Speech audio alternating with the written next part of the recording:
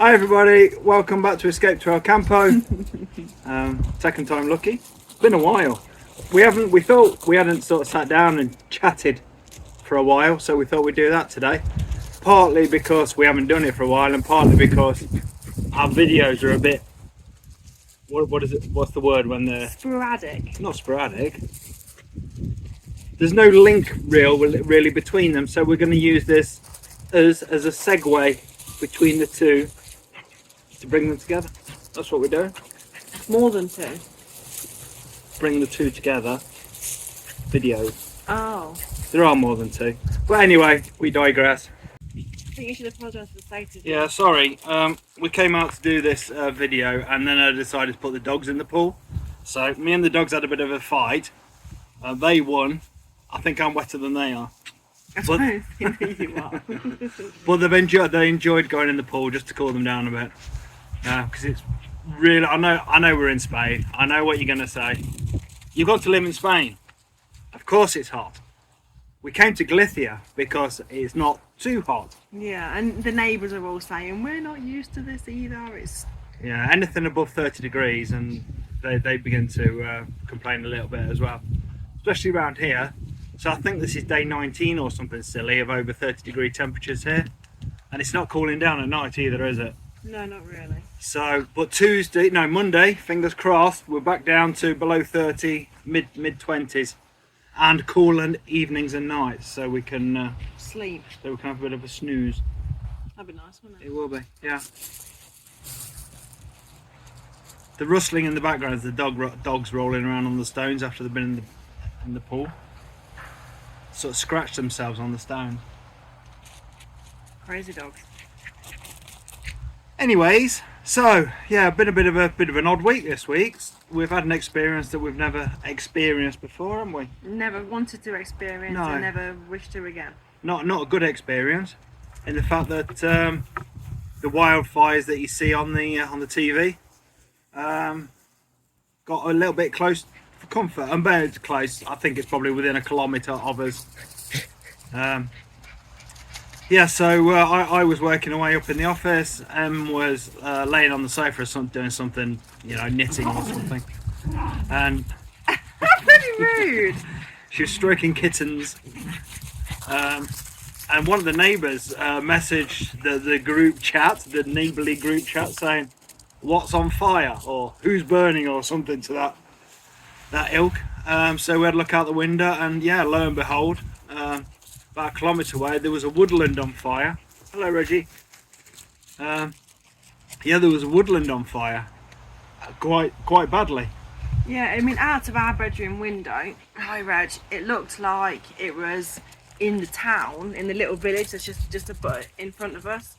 So we sort of went marching down there to go and have a look, and thankfully it wasn't in the town, and I mean that in that it wasn't near any houses. It was an electrical fault with a pylon that had caught fire in some woods. So nobody got hurt. There's no houses that have been hurt. I think that a farmer's lost a fair bit of field.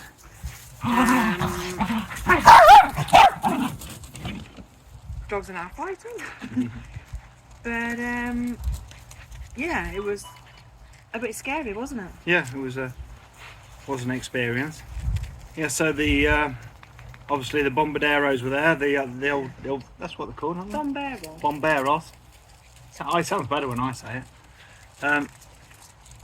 They were there, and the fire planes were there as well. These little fire planes. I mean, we've seen them flying over before, and I always thought they were doing surveys, because they fly over in pairs, going back. They were flying over backwards and forwards, weren't they, over this land here, backwards and forwards in pairs. And I thought they were like shooting a laser from one to the other and measuring distances from the floor or something like that. But anyway, lo and behold, these two planes turned up, didn't they? And they were dropping either water or some sort of, I don't think they're big enough to carry water, whether they were some sort of chemical that they drop on the fire to put it out. I assumed it was a chemical because it was an electrical fire. Also, who knew that fire planes had sirens? Because we didn't know, and the first time I heard the siren, I said to Adam, "Oh, I nearly said that fire plane had a siren then, but then I realised that it must be the fire engine also coming past at the same time. Until we were on the road and the aeroplane came past over it again. with the siren. With the sirens going, weren't they? And there's no way that there could have been a fire engine anywhere near.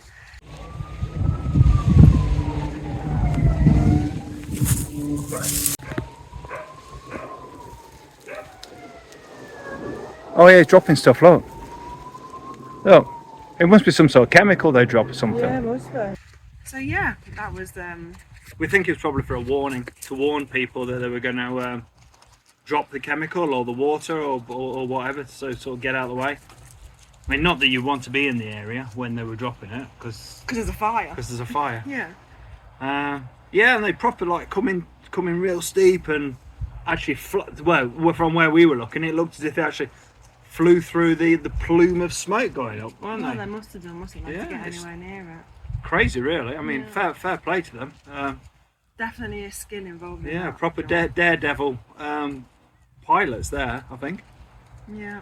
So, yeah, whatever they're being paid's probably not enough. No. It looked quite fun though. I'm not sure about that. And then we also saw our first fire engine tractor collecting water from a water deposit with a Bowser on the back. And that says that's a red tractor, but it's got flashing lights on it. And as we stared at it and it started driving towards us, we noticed that it was actually firemen driving it, and the Bowser was all stickered up like it was a fire engine.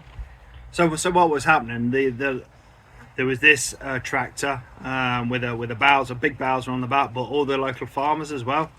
They were there filling up their Bowsers and presumably taking it to where the engines were to keep them fed with water, because obviously you're in the middle of nowhere. There's no water mains here anyway, but there's no water mains to connect into to fight the fire.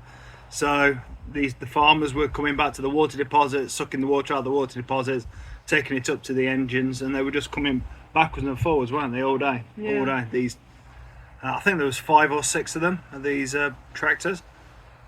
Oh yeah, proper interesting. And then, so the old fire was pretty much done that overnight. It was gone. I mean, it's been smouldering and smoking for the last couple of days, and we've woke up this morning, and we get in the mornings, and especially in summer, we get quite a lot of mist and fog and stuff. Yeah. We woke up this morning and everywhere it just stinks of smoke. The sun's not broken Reggie. through. Yeah, so the sun's not broken through all day, and Emma's been reading that it's actually smoke that's blowing up from Orense, which is south of us, and from the north of Portugal. There's big proper forest fires, wildfires down there, and it's the smoke that's come up here. And yeah, the sun's not really broke through all day. It's been sort of a twilight most of the day, sort of an orangey glow about the place, hasn't there, all day? It is very strange. Yeah. Very, very strange. In fact, we didn't realise this at the time, but we drove up to the top of the mountain there, to Monte Faro, and to have a look to see if we could see any fires or anything, see what was going on. And we got up there, we couldn't see anything, could we? It's just everywhere was covered in smoke. Yeah, very bizarre. Somewhere where you can normally see for literally miles and miles and miles. You couldn't see anything, could you? Couldn't see anything. Couldn't see a thing. No. So we never really found out. Well, subsequently we found out that it's coming from the south, but yeah, we wouldn't have been able to see where it was coming from anyway. No. A new experience, not a wanted experience, but a new experience nonetheless. Yeah, and hopefully one that's never going to get repeated again. Yeah, hopefully so. Yeah, even though it was a kilometre away, it just makes you stop and think a little bit that what you would actually do if one of these things were on your doorstep. And I don't think there's a lot you can do apart from jump in the car and leg it, is there? Yeah, we have thought of that. Perhaps we sort out some sort of emergency plan, what we would take. We've had a talk, haven't we, about what wood is near the house. And while we do have our own woods and there are trees around us, they're not really dense, or I think that would be safe. I think. Yeah, who knows? Yeah. Anyway, let's not think about that. Let's think about happy things. This is a nice segue. Talking of happier things, we were invited to a first communion. So the young girl that Emma teaches English, it was her first communion, and we were invited. We were very honoured to be invited. I've never been to one before, being of the heathen type, and not going to church and stuff. I've had my own first communion, but in the UK, for C of E Christians, it's not really such a massive big deal. But here, whether it's a Catholic thing or a Spanish thing or both, I'm not sure, but it was a big party. We were told to dress up. And we did. We were going to have dinner and stuff, and it was really nice to dress up, actually, wasn't it? Yeah. Shirt and tie and jacket in 35 degrees. It was wonderful. For me, it wasn't so bad, not having to wear a certain shirt and tie and jacket. But yeah, we went to the church, and it was a lovely ceremony with the communion, and yeah, it was really, really lovely. There was some music and some singers, and very special. And then we went down to the hotel and for the party, and we had some canapes, and we were all sort of mingling and chitter-chattering. And then somebody, like an officiant or an organiser, or what do you call them, the person that's running the show, sort of said, oh, can everybody go outside, because there's a bit of a surprise. So we did, and Emma got out of the car with her dad, who was now a little bit more dressed up than what he was before. And Emma had like a little posy with some flowers in it. And we couldn't really see what was going on because there were so many people, and we sort of put ourselves at the back, like not being close friends or close family and being terribly British. And then another car pulls up, and Emma's granddad comes out in the same clothes. I says to Adam, she was watching in a wedding dress. And she was. It was a surprise wedding. It was such an incredible surprise, wasn't it? Absolutely amazing. So yeah, first communion. / wedding. Wedding, yeah. What an absolute honour to have been invited.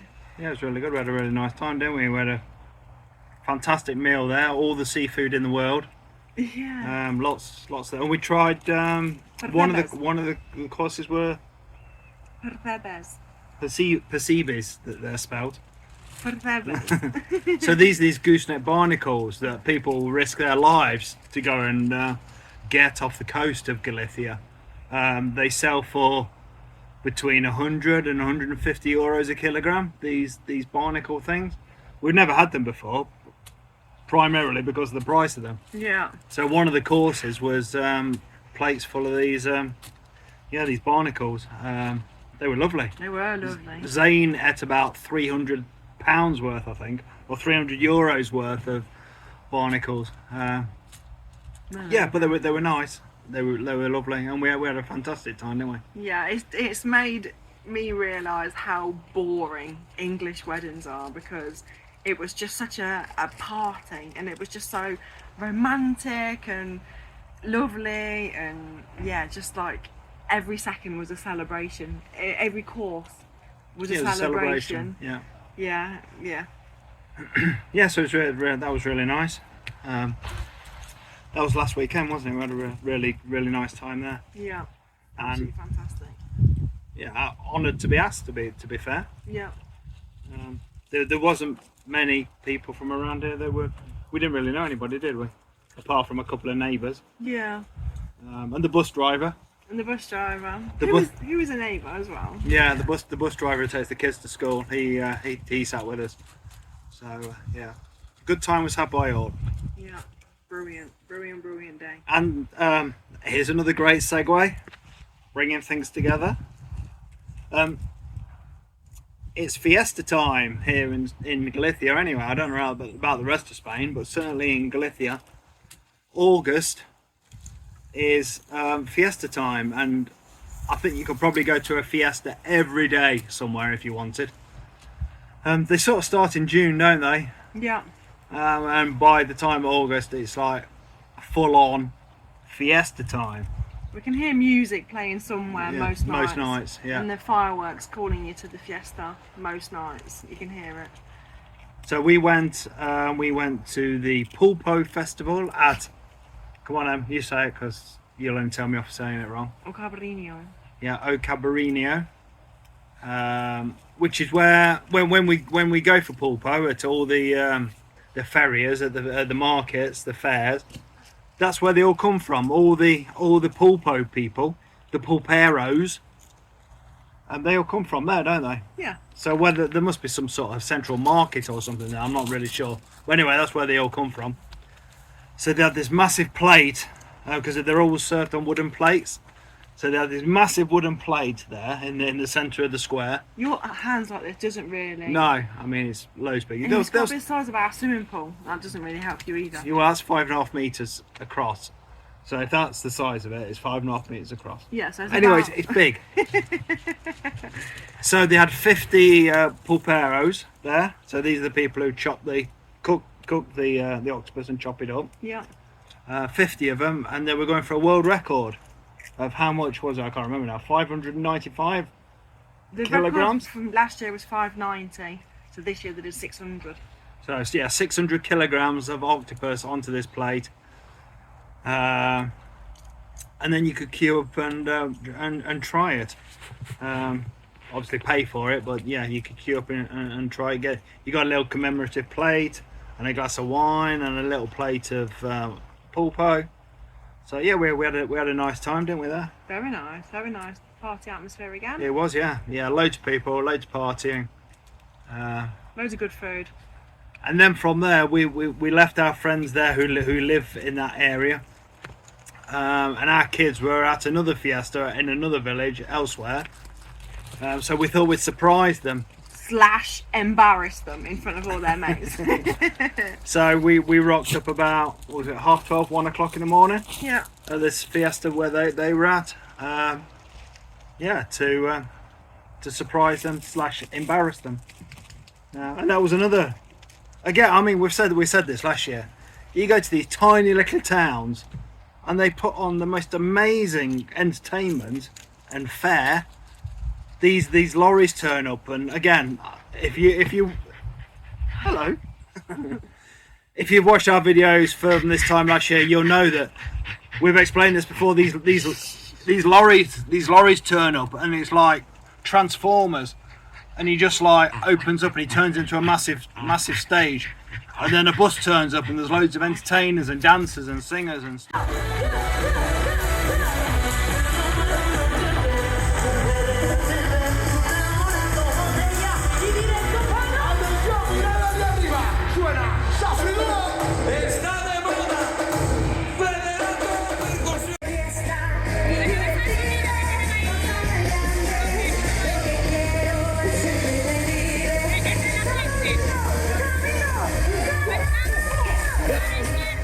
Yeah, it's quite amazing, and they're not big places, are they? No. They're not big towns. No.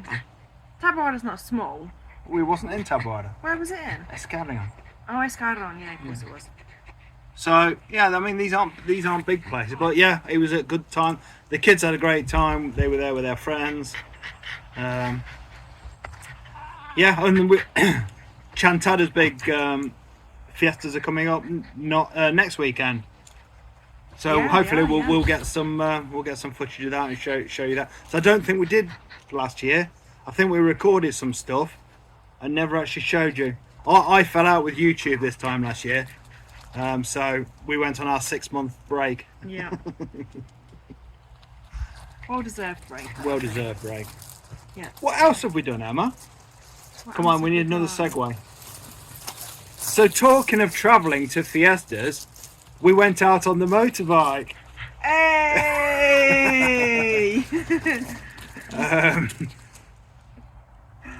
Tenuous link. Yeah. So yes, we travelled on our motorbike. Tedious link. Tedious link. We went out on the motorbike. Why did we go? And we went to Porto Marine. Yes, we did. Didn't we? Because every time we go to Lugo, we see the sign for it.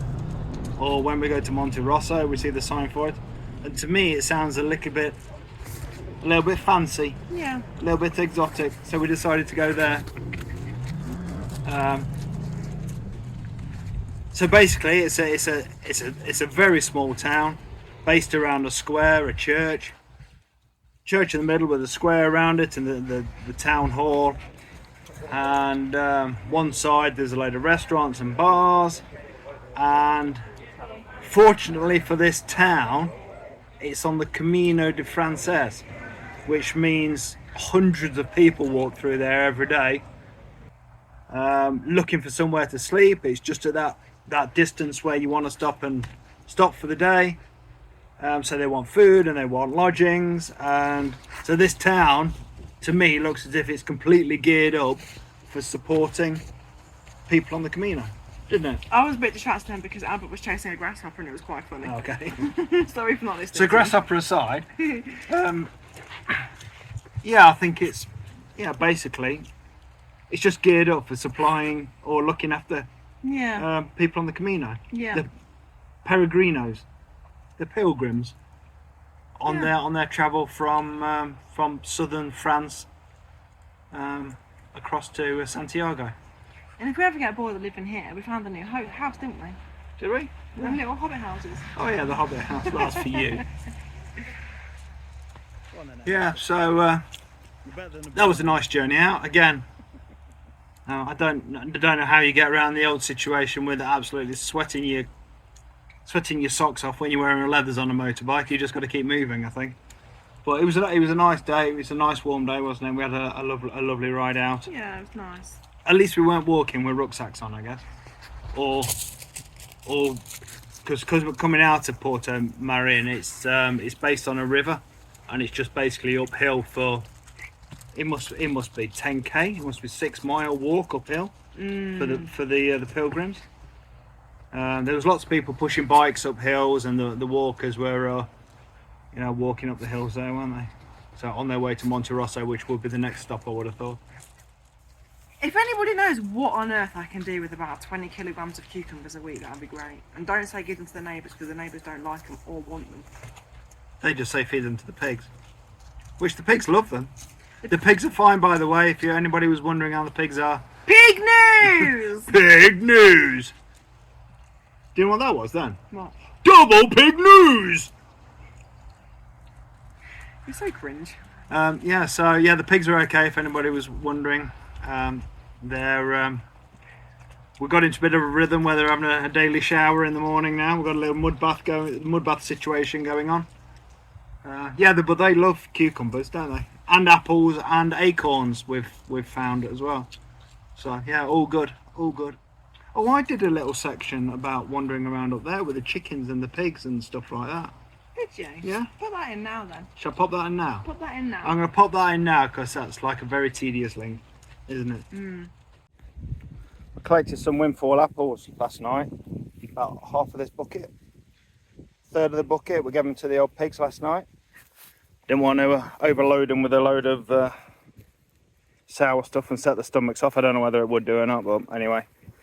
So they love them. They seem to anyway. They were going mad for them last night. So what I do is just throw them into the enclosure. Just throw them in there so they can sort of rummage around and eat them in a more natural way, I guess. I suppose if they were going through orchards in the wild, they'd be picking them up off the floor, so gives them something to do as well. Stops them getting bored. Pigs are quite jumpy naturally with well, these ones seem to be anyway, with noises and stuff. You know, if you make a loud noise, or up at the farm there, if a different type of tractor comes along that they're not used to, it especially Mrs. Pig, she gets very angry and very runny aroundy. But as you can see, she's just trying the apples there, and now she's come back to her breakfast. I don't know if you can hear, I've got the water going at the bottom there. Giving them a mud bath every day now. I mean, it drains away by the night, but it gives them something to roll around and protects their skin. I have noticed when I've come up in the evening that there's been these couple of quite big wasps up here, and they've been landing on the backs, landing on the pigs' backs. around here, and I don't know whether they're stinging them or just eating, do pigs sweat? I'm not sure. Anyway, or whether they're just eating dead skin or sweat off of them. I'm not sure, but I killed them both yesterday, the 2 big ones, so hopefully they won't come back. I have heard squealing, so whether they're actually stinging them or not, I'm not sure. But another reason to get the old water bath going, the old mud bath, so they can roll in it and protect themselves to a certain extent. See my little buddy's here. He always comes out to the grass over there when it's pig feeding time, because he knows he's going to get some biscuits down in the barn. It's nearly been 3 months without any substantial rain. I think we've had one good downpour in that last 3 months, maybe for an hour, but obviously it didn't make. And that was like 6 weeks ago. This is our kiwi plant up by the vines. The vines seem to be doing okay. Got grapes on, but the kiwi is suffering. As you can see, it's dying off. I assume from lack of water. And this apple tree here, it's dropping its fruit. Leaves are all going brown. And again, I'm guessing that's through lack of water. So I've just run the hose out from inside the barn. I'm going to give him a bit of a drink. I'm not sure if it's going to make any odds now or not, but we'll give it a go. I suppose if I keep it up for a few weeks until the rains come back, it might just might help them survive through the worst of the dry bit. I mean, you can see the grass. Well, it's not grass anymore.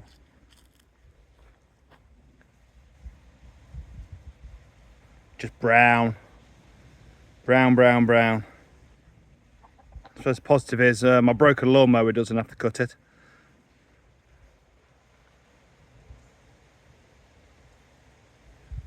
Be amazed how quickly this will grow back as well. Once we do have a bit of rain, it'll be it'll be straight back on it, I would have thought. So as you can see, the hens are all integrated together. They seem more happy. They're not chasing each other around as much.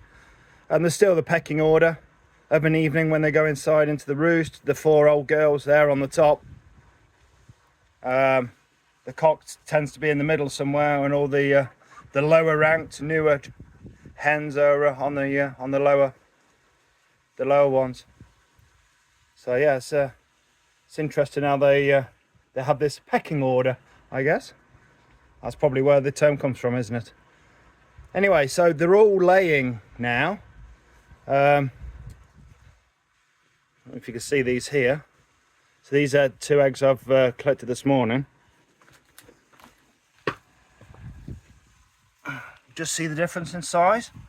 So this is one from the older hens, and this is one from the newer hens who's been only laying a month or so. So you can see how much the eggs, they get bigger and bigger as time goes on. I've got eggs in my pocket. I've just bent over. I hope I've not just cracked some. So yeah, those the smaller eggs will slowly get bigger and bigger over time until they get to this bigger size. So this is our daily haul of eggs. 10 here. See, most of them are smaller from the new girls. There would have been 11. We have an egg eater on our hands. If we don't get up here first thing, one of the chickens is eating 1 egg every day. So she's laying 1 and then eating 1. We think we know which hen it is. So what we have to do is get up here early, boot them out of the perching area, or the nesting area, shut the door so they can't get back in, and then when they lay outside and the nest box is outside, she doesn't eat them. But if we don't get up here early enough and they start laying inside, she helps herself to one. Normally a nice big fat one. and we've lost one this morning, a big one. So that would have been 11, which means everybody's laying, which is great. But we just need to break this habit of hers of being the egg eater. So down with the meaty hens, just changing the water and giving them some food. They've eaten it all again. And if you remember back a few weeks when we put these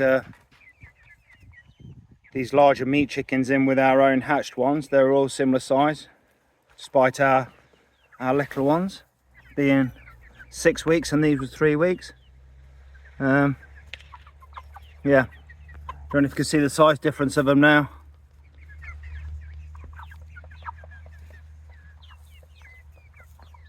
The old meat chickens, they grow so much quicker. I mean, to be fair, they spend most of their time around the food bowl just eating, whereas the ones we hatched, they do a lot more foraging around on the floor looking for seeds and insects and stuff, whereas these guys are just basically eating and pooing machines.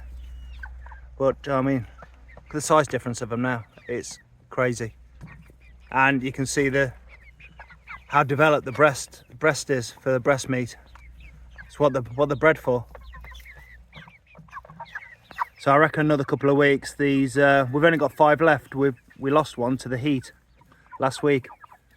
And came up here, he was just lying on the back with his legs in the air, stiff as a board. So I can only put it down to heat. And I guess that's one of the problems with this kind of chicken. They're not so resilient to extremes. Do you want to talk about what you've done this week? Yeah. What else have you done? What else have you been doing then, Ernie? Ernie, let's have some dog news. Dog news! Yeah, what else? This what? 101 Dalmatians have been stolen? From where? Who did it? Cruella de Vil? That's it for this week, guys. Thanks very much for watching. Yeah, we'll be back next week, hopefully, if I don't fall out with YouTube, because it's that time of year.